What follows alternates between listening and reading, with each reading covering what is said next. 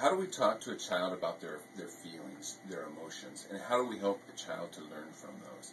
Each of us have emotions and have feelings. We probably experience those 100 times a day as adults. But a child, they oftentimes, they can't understand what it is that they're feeling. And so how do we as adults play a role in that? Well, for one, is that we can help a child just to be aware of that feeling that they're having.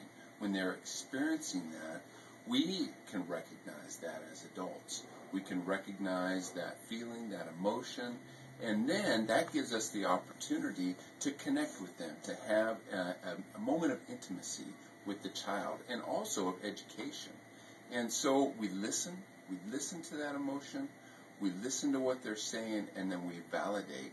And when we do that, we have to control our own emotional response. So if a child is experiencing anger, and anger is probably an easy emotion for us to talk about because it's one that we can all easily recognize. It's one that just kind of blurts out there.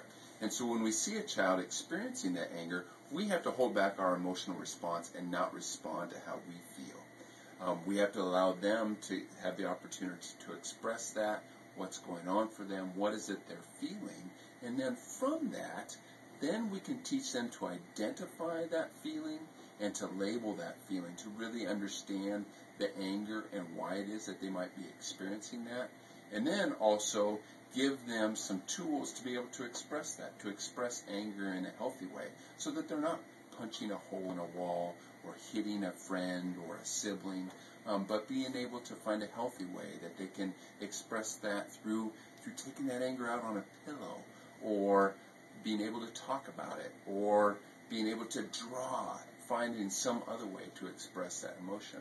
So that's how we as adults can play a role in our child's lives, or the children that we care about, in learning about emotions and expressing feelings.